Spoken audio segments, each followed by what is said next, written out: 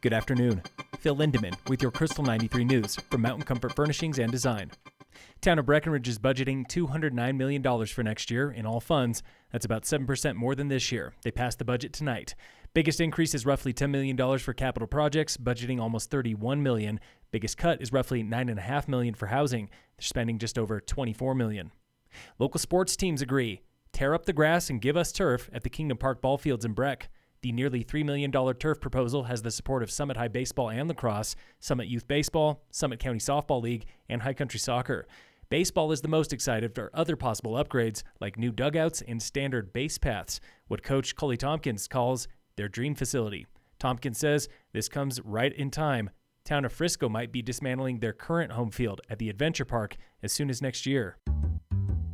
Today, we are in the classroom with Miss Annette Costanzo at the new Wildflower Nature School in Silverthorne. In preschool, we do a lot of nature all over. This is what we like to say is inside, outside, and beyond. Miss Annette's preschoolers learn to love the outdoors. Whether it's singing songs outside or taking walks, taking hikes. And they love bringing the outdoors back indoors, where they guide the learning, like a recent unit on Pinecones. One of my friends asked me, how do pinecones grow? How do we find pinecones? So we developed a whole thing about let's go on a hike and find pinecones. Let's compare the sizes. Let's count them. Let's sort them. On the day I visited, the pinecone unit was still going strong.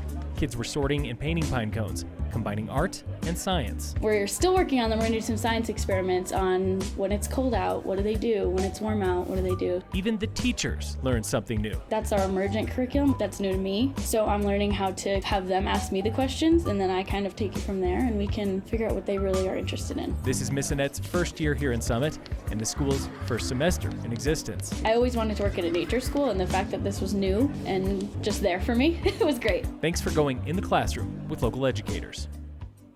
In sports, Norway's Alexander Kilde was fastest on course today for opening day of downhill ski training at Beaver Creek. Ryan Cochran-Siegel was the fastest American in 19th. Training continues tomorrow for World Cup racing Friday through Sunday. And in local sports, today's the season opener for Summit High girls basketball. They're playing Golden at home. Phil Lindeman, Krystal 93 News.